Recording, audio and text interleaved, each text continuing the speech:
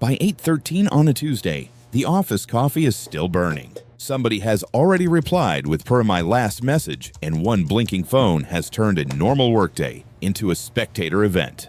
Workplace group chats survive because speed feels smart, visibility feels safe, and nobody wants to be the person who says this should have been a phone call. So what happens when payroll, passive aggression, office comedy, and panic all start sharing the same notification sound? The file gets ugly fast. 1. At 7:12 on a Monday, an all-staff chat lights up with one sentence from facilities. Can everyone smell gas? For 4 minutes, nobody answers the actual question, but 12 people post their floor numbers. 3 ask whether they should keep working, and one sales rep uploads a selfie outside just in case. The building is fine. The microwave popcorn is not. 2. In the birthday committee thread, a simple question about sheet cake turns into a 40-message argument about gluten, dairy, vegan frosting, and whether celebrating coworkers is a hidden labor expectation. By the time someone suggests cupcakes, 2 people have apologized. One person has taken offense on behalf of accounting, and the intern assigned to pick up has quietly called in sick. 3.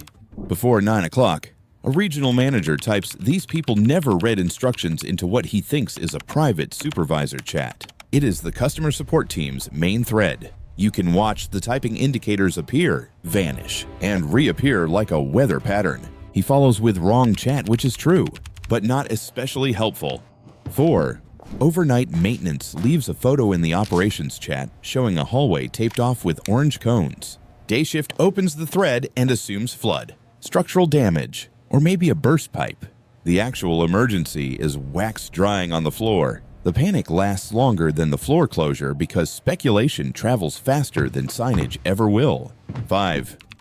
Salary bands are supposed to live in a locked folder. Instead, a new intern gets added to an executive compensation thread because someone selects Allison R. Instead of Allison R, she says nothing, reacts to nothing, and stays there for 11 full minutes while vice presidents debate retention bonuses with the casual tone of people discussing sandwich trays.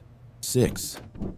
The break room fridge goes missing 1 yogurt and 1 labeled salad, so the office chat becomes a criminal investigation with timestamps, container descriptions, and a blurry still from the lobby camera. Nobody finds the salad. Everybody learns that Trevor from procurement leaves work twice a day carrying an insulated lunch bag like state secrets. 7. A reply all congratulations thread for one employee's certification starts polite, then mutates into a competition over who else has quietly been doing advanced training. By message 22, people are dropping certificate screenshots like poker chips. The original congratulations vanish under a pile of professional insecurity and JPEG proof of ambition. 8. When weekend coverage needs a volunteer, the manager asks the team chat at 4:58 on Friday. The read receipts arrive instantly, so does silence. What follows is a full corporate ballet of people staying visibly online while contributing absolutely nothing. The only decisive message comes from an employee in another department asking whether this is the fantasy football thread. 9. During a fire drill, the safety coordinator types "stairwell B" only into the building chat. 3 people immediately ask whether the elevator counts in an emergency if it's just a drill. 2 others argue about disability access without reading the pinned plan, and someone sends a meme of a cartoon dog in flames. The alarm ends before the debate does. 10. In a red cubicle farm under fluorescent light, a project coordinator stares at her phone while the team thread fills with censored symbols, furious emojis, half-typed words, and one huge message bubble that reads less like English than a keyboard having a breakdown. Nobody knows who started it. Everyone knows they should stop replying. The unread count rises anyway, bright and confident like poor judgment. 11. A quick culture check chat meant for sharing pet photos becomes the accidental home of a badge access audit because someone taps the wrong thread while attaching a spreadsheet. Golden retrievers disappear. Entry times arrive. For 6 awkward minutes, the company presents lateness data between a corgi in a sweater and a cat sleeping in a keyboard tray. 12. The safety reminder about wet floors would have ended quietly. If one office manager had not corrected the grammar in the original post before anyone acknowledged the spill. So now there are two emergencies competing in one thread. A hallway slick with mop water, and a sentence fragment everybody suddenly has opinions about. 13. Months after leaving the company, a former account executive is still in the client success chat because nobody updated the member list. She says nothing, but the tiny presence of her profile photo hangs over every complaint about leadership like a framed ghost. Then one afternoon, she accidentally thumbs up reacts to a message about territory chaos, proving the dead can still witness. 14. Every wellness initiative eventually reaches the group chat, where it goes to be handled by people who have confused oversharing with authenticity. A hydration challenge becomes an hourly log of giant water bottles, bathroom jokes, and one employee posting electrolyte powder links like a sponsored athlete. Human resources quietly disables image sharing by lunchtime. 15. The mute icon is supposed to be private information. It stops being private when a manager screen shares his desktop during a project update. In the chat sidebar reveals he has silenced the team thread for 1 year. Nobody mentions it aloud. The meeting continues in the tone people use when they have just discovered the captain does not listen to the radio. Or 16.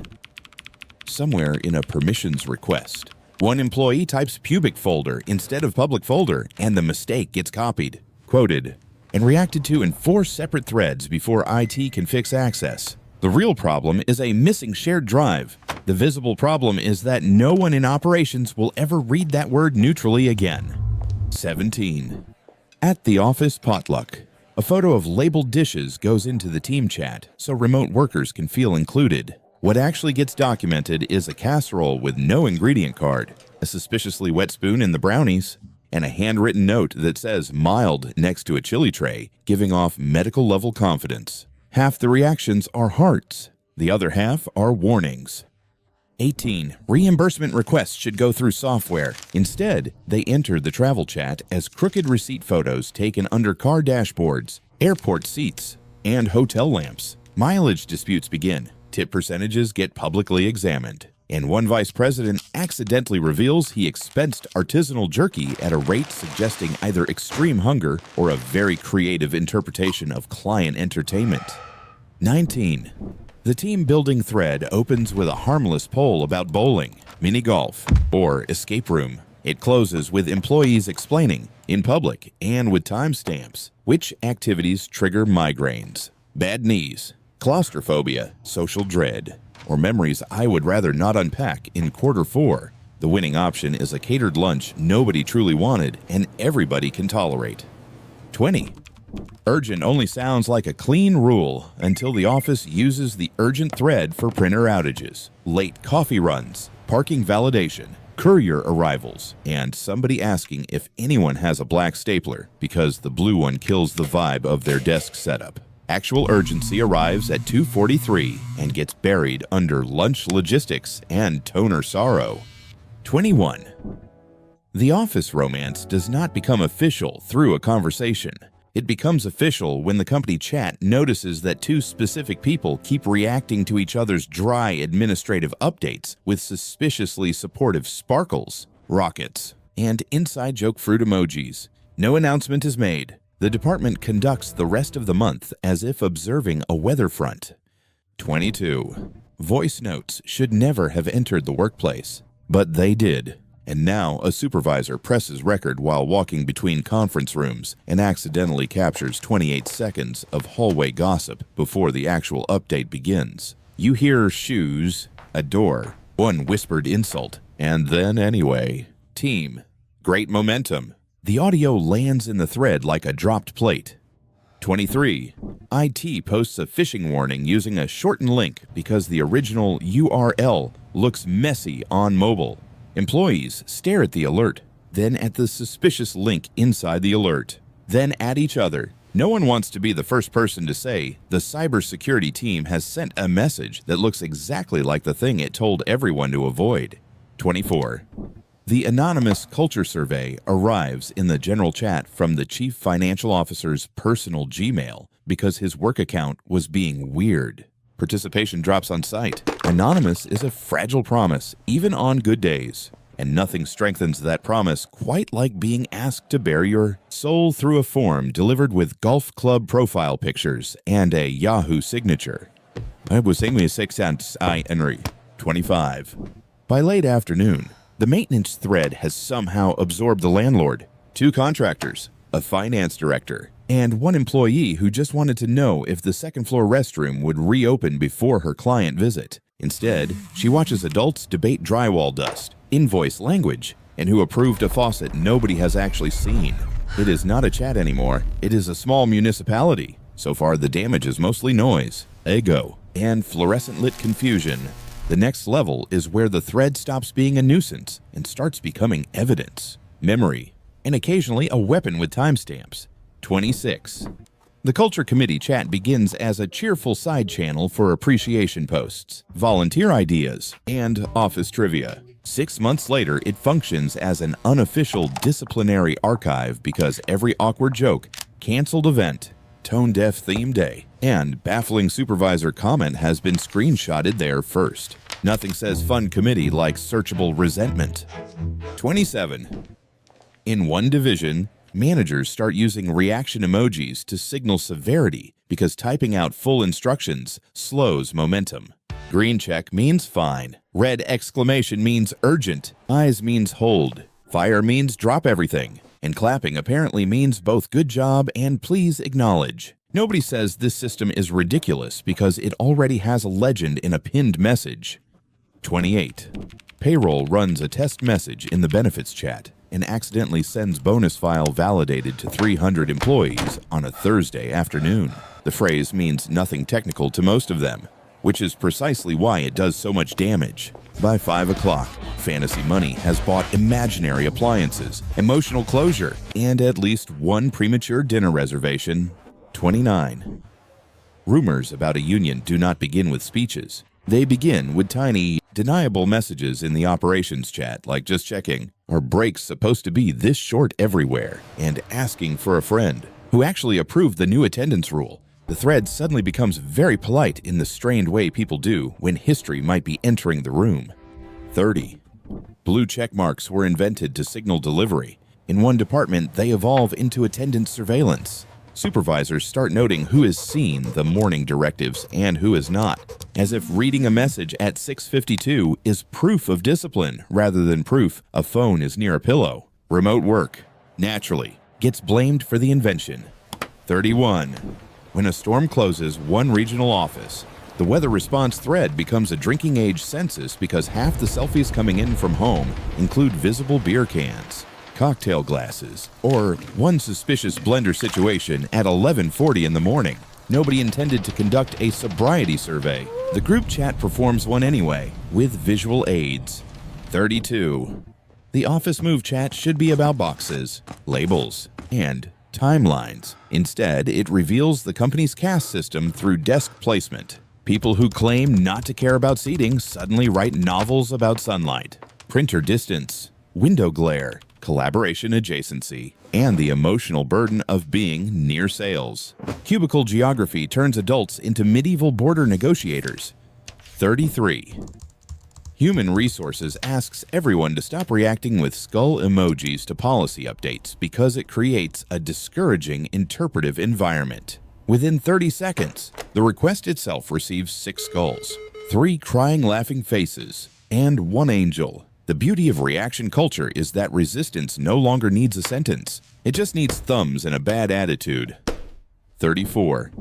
A consultant hired to streamline communication gets added to the private manager's thread by mistake during week 1. He spends 4 full minutes inside a live display of the very dysfunction he was brought in to study. Vague directives, territorial defensiveness, abbreviations no outsider can decode. In one director typing, this is why nothing improves without noticing the guest list. 35. Disappearing messages sound modern until they get used during a compliance discussion, which is how the company accidentally creates the atmosphere of a suburban drug deal around expense approvals. Nothing inspires confidence like watching managers debate regulatory wording in a format best known for vanishing evidence, and people asking whether screenshots notify the sender. 36. Sales leadership posts a leaderboard screenshot in the team chat with friendly motivation in the caption. The image includes names, percentages, profile photos, and a column so brutally color-coded it might as well have sirens. Performance pressure travels best when it can be zoomed, cropped, and privately forwarded to spouses under the subject line, "Look at this circus." 37. In the warehouse thread, forklift issues are increasingly communicated through GIFs because someone once found a looping clip of a pallet collapsing and it felt spiritually accurate. Soon, safety problems, route delays, and inventory gaps are all expressed through reaction images. The situation becomes serious the moment nobody can tell whether the dancing raccoon means fixed working on it or we are doomed. 38. What starts as a quick wins chat for interdepartmental coordination slowly becomes a second org chart. People learn who really has influence by whose message gets answered first, whose jokes land safely, and whose gentle reminder can reorder an entire day. The official reporting structure remains on paper. The actual one glows quietly in the top right corner of everybody's phone. 39. Rather than schedule a meeting, one exhausted employee posts a resignation letter as a PDF directly into the project thread with the caption for awareness. Awareness arrives immediately, so do private calls, public sympathy, strategic silence, and one manager asking whether this affects the deadline. Few documents have ever said more about a workplace before being opened. 40. The compliance reminder would have lived a boring life if the executive vice president had not replied to it with a meme clearly meant for another chat. It shows a cartoon man crawling across a desert labeled "Me Reaching Friday." Employees now have two facts to process: compliance matters, and executive attention span has entered the chat wearing sunglasses. 41. Lost and found is usually a peaceful category until somebody posts a photo of an unlabeled pill organizer near the copier. Suddenly, the chat contains amateur pharmacology, whispered speculation about drug tests, one employee insisting vitamins can look intense, and a manager begging everyone to stop identifying tablets from memory. The rightful owner waits 6 minutes before admitting it is fish oil. 42. During a client presentation, a rep keeps the internal operations chat open on the same laptop. A complaint about that client arrives mid-screen share and flashes just long enough for everybody in the room to see the words "needs handholding" again. Technology did not fail. Layering did. So did optimism. 43. A night manager pins a new rule in the staffing thread using exactly 11 words, 3 slashes, and no verbs. Employees spend the next week interpreting it like a damaged inscription from an ancient site. Schedules shift. Lunch breaks get moved. One supervisor cites it incorrectly, and nobody can prove what the sentence was originally trying to govern. 44. Ticketing systems exist because searchable process beats improvised memory. Naturally, one office ignores theirs and runs facilities requests through group chat instead. Broken lights, missing chairs, leaky faucets, and badge issues now live inside an endless scroll of jokes and reactions. Problems stop being tracked and start being remembered by whichever employee happened to be emotionally scarred by them. 45. The holiday donation thread asks people to give if they can. Then someone posts a running total by department. Then another person names the teams still at 0. A charitable moment acquires scoreboard energy so quickly it practically squeaks. Nothing captures the spirit of giving like converting generosity into a public heat map. 46. Promotion announcements are supposed to land cleanly.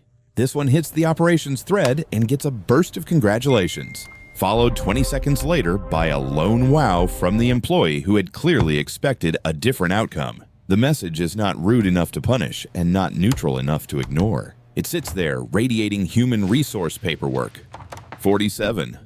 Managers say they want transparency right up, until they start deleting their own messages in the leadership thread after receiving pushback. Employees may not see the original wording, but they do see the little note that says this message was deleted, which is the digital equivalent of smoke under a locked door.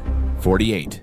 Flight delays are normal. Posting the updated itinerary into the travel chat would also have been normal if it had not exposed, in one accidental screenshot, who booked first class, who got the airport hotel, and who is apparently expected to spend 6 extra hours beside gate B14 with nothing but granola bars and corporate values.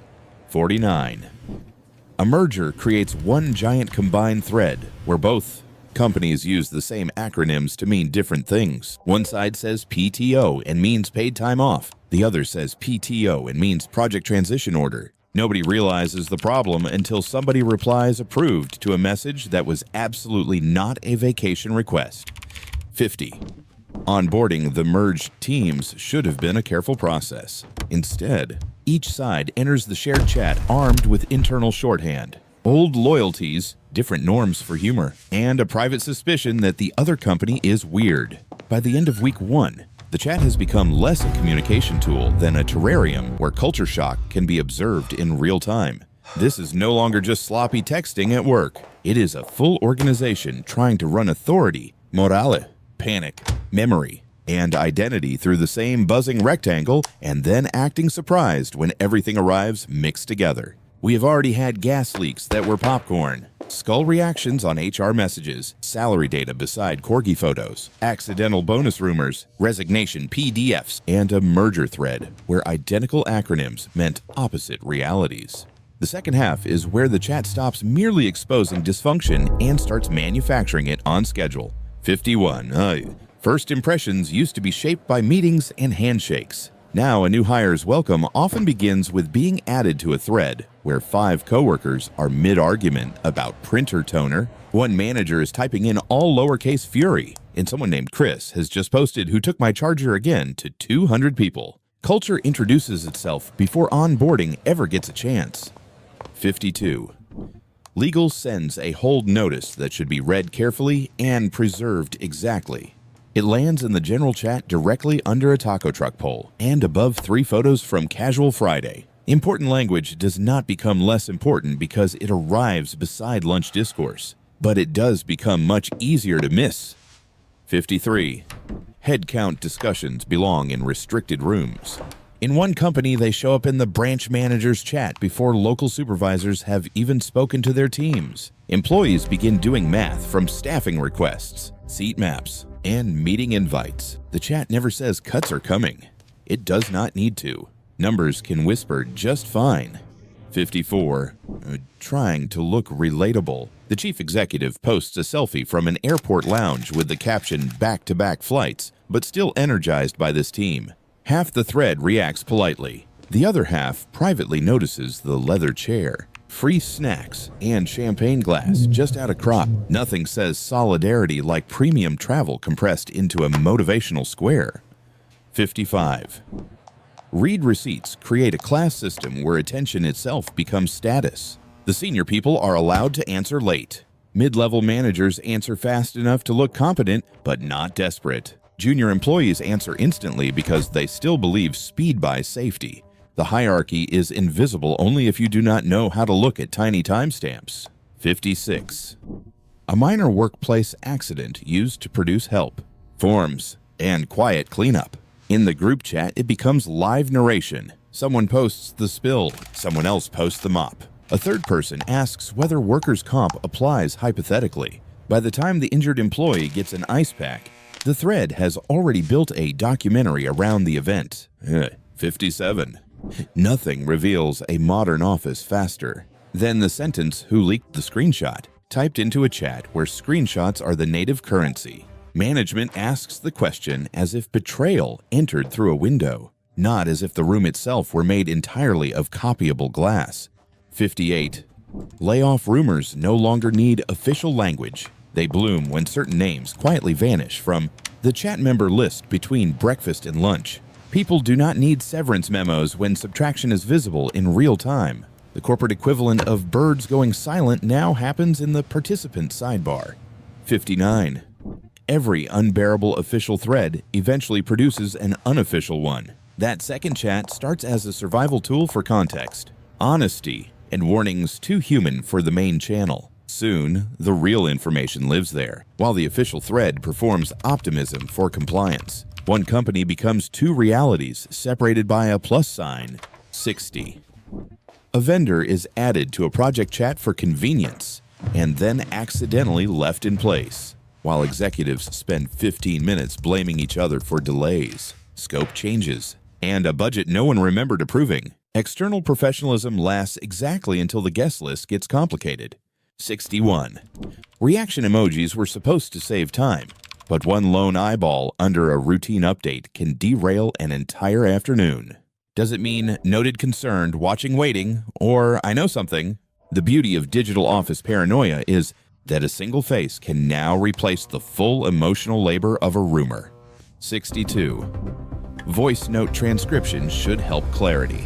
Instead, it invents new problems. A manager's muffled, "We should revisit this later," gets auto-captioned as "We should remove this leader," which then sits in the chat long enough for 4 people to read, panic, and screenshot before the correction arrives, breathing hard behind it. 63. Time zones are not morally complex, but group chats can make them feel personal. Someone in New York posts a joke at 9:30 in the morning. It lands in Hawaii before dawn, wakes a manager who forgot to mute the thread, and creates a fresh policy email about notification etiquette written in the weary tone of conquered people. 64. International threads promise unity until automatic translation gets ambitious. A polite phrase about taking ownership turns into language that sounds like blame. A casual American joke becomes formal sarcasm in 2 other regions. Everyone is technically using the same chat and practically conducting diplomacy with a tool built for lunch orders. 65. Companies love calling themselves a family write-up until someone uses the family framing to ask why overtime expectations keep appearing through chat after hours. Then the tone shifts from warm to procedural, so fast you can practically hear legal entering the room and putting on glasses. 66. The compliance bot is excellent at auto-flagging certain keywords and comically bad at recognizing actual human problems. Mention union and the system pings administrators within seconds. Mention repeated harassment in language too polite for the filter, and the bot scrolls right past it like a Roomba missing the real stain. 67. A small office crisis expands because the one person with the exact answer muted the chat 6 months ago after being tagged 17 times during vacation. This is the hidden cost of notification overuse. When everything is urgent long enough, the human nervous system eventually starts filing all alarms under decorative wallpaper. 68. Legacy employees use the main chat like a bulletin board. Short updates, attached files, functional boredom. New hires use it like a living room, a notebook, and occasional therapy. Neither group is fully wrong. Together they create a thread where invoice reminders sit beside emotional weather reports, and nobody knows which tone is official, 69. A progress photo from an office remodel goes into the team chat to show exciting momentum. Reflected in the conference room glass behind the smiling contractor is a whiteboard covered in numbers, names, and a strategy note that absolutely did not need to become phone-sized folklore before noon. 70. Whenever leadership says, "Please do not speculate" in the chat, speculation is already over. The instruction confirms that there is, in fact, something worth speculating about. Few phrases in modern management do more accidental promotional work for a rumor than asking people not to spread it. 71.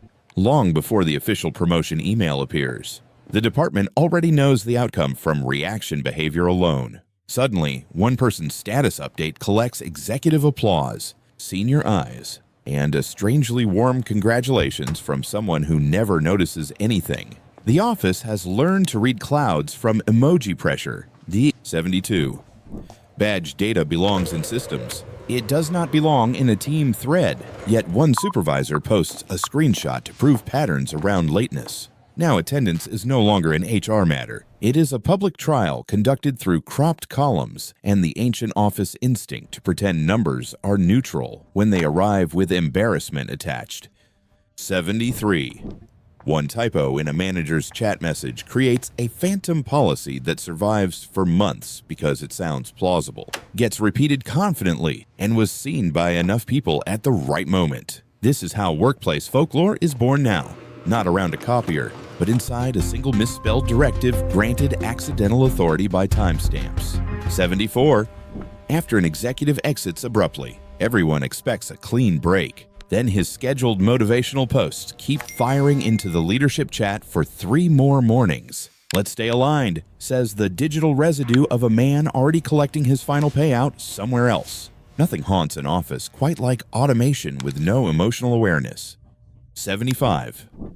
A budget freeze gets explained through a meme because someone wants the medicine to go down easier. Unfortunately, half the department does not understand the reference. A quarter thinks the freeze is a joke. And the rest now have the strange experience of learning about spending limits through a picture format designed for raccoons and celebrity gossip. Once a workplace treats the chat as policy manual, memory bank, rumor mill, and emotional thermostat all at once. Every typo grows teeth, every emoji becomes governance, and every silence starts reading like intent. 76. Promotion, discipline, friendship, weather alerts, courier arrivals, crisis updates, and dinner order side quest now live in one stream of vibration. The result is not efficiency, it is category collapse. A tool that cannot distinguish emergency from etiquette eventually trains everyone to experience both with the same exhausted face. 77. People stop writing for coworkers and start writing for the screenshot they know might leave the room. Tone becomes defensive, jokes lose oxygen, praise gets polished. Every message carries the faint posture of testimony, as if the entire staff has agreed to live inside a deposition with reaction stickers. 78. Silence becomes a dialect of its own. Read but unanswered can mean busy, annoyed, strategic, powerless, careful, or fully checked out. Group chats promised more communication and delivered 1,000 new shapes of omission, each one interpreted according to office politics, previous wounds, and whether someone is currently up for promotion. 79.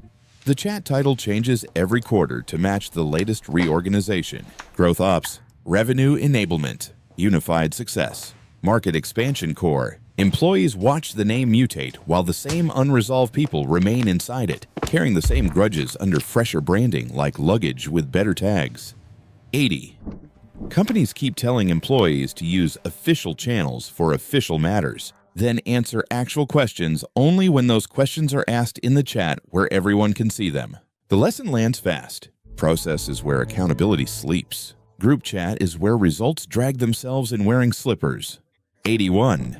In chaotic offices, the loudest employee becomes the unofficial dispatcher simply by answering first, tagging hardest, and making uncertainty look expensive. Authority drifts toward confidence the way loose paper drifts toward an open fan. Soon, the person with the most notifications is functionally running traffic without ever being trained or paid for it. 82. One safety rule survives not because anyone remembers the handbook, but because it was once pinned in chat with a fire emoji and a strong sentence. Months later, nobody can find the document behind it. The emoji remains, doing the quiet administrative work of a system that has outsourced clarity to decoration. 83. Jokes in work chat never stay just jokes. Sometimes they are culture. Sometimes they are camouflage. Sometimes they are loyalty tests disguised as humor. The trouble is that all 3 versions use the same punctuation, and nobody wants to discover too late that the laugh track was actually a perimeter fence. 84. Management asks for candor in threads that can be exported, forwarded, screenshotted, searched, and attached to investigations in under a minute. This is like inviting people to freestyle in a room where every wall is made of carbon paper. Honesty still appears, but it limps in wearing formal shoes. 85. By the time apologies arrive in the chat, they often sound pre-approved by a small team of attorneys and one crisis consultant. My intention was never, I regret any confusion. Going forward, the language is so polished it almost squeaks, which is how you know the original message was rough enough to leave fingerprints. 86. Archives outlive charisma. The funniest manager, the sharpest director, the office legend who could always say what everyone was thinking all become searchable later as rows of language separated from tone, timing, and charm. Group chats are brutal to personality because they preserve syntax long after aura has expired. 87. Nearly every workplace scandal now begins with one dangerous feeling. This thread feels private. It never is. It feels familiar, phased, and local, which is exactly why people relax inside it and say the kind of thing they would never place on letterhead. Then someone exports familiarity into a PDF and the room changes temperature. 88. The larger the company gets, the more intimate the surveillance starts to feel. Nobody is following you down a hallway. They are just watching status dots, response times, membership changes, reaction patterns, and whether you stop saying good morning after the reorg. Scale has learned how to wear the face of casual observation. 89. Emoji leadership is perfect for executives who want influence without quotability. A clap, a rocket, a pair of eyes, a fire. Approval can now be distributed in tiny symbolic pellets that move morale, signal priorities, and create pressure while preserving full deniability. Management has discovered cave painting as a governance model. 90. The thread turns work into ambient theater. Everyone is always half performing, half reading, half anticipating what the room will notice next. Real offices used to have walls, pauses, and doors. Chat replaces them with glow, reach, and the low-grade suspense of knowing someone may be typing about your day while you are still inside it. By this point, the individual messages barely matter. What matters is the operating system underneath them. Speed mistaken for clarity, audience mistaken for teamwork, and permanent visibility mistaken for trust. 91. Workplace chat is where companies rehearse honesty and then edit it into something survivable. The first draft comes out hot, human, and specific. The final version lands cooler, flatter, and legally housebroken. You can almost see the sentence lose its pulse while still being expected to motivate everybody by 5. 92. It preserves hierarchy while pretending everyone has equal access to the keyboard. Technically, the intern and the executive can post in the same thread. Practically, one of them can mistype and create a charming moment, while the other can mistype and begin a compliance review with subfolders. 93. Every quick question drags urgency behind it, like loose cans tied to a getaway car. The phrase promises low effort and small stakes. In actual office life, it often means attention now, context missing, and the social burden of deciding whether ignoring this particular tiny siren will cost you later. 94. Employees stop asking what belongs in the chat and start asking what can survive being screenshotted, misread, forwarded, translated, resurfaced, or excavated months from now. That is not communication hygiene. That is a workforce slowly learning to write as if future strangers are already in the room. 95.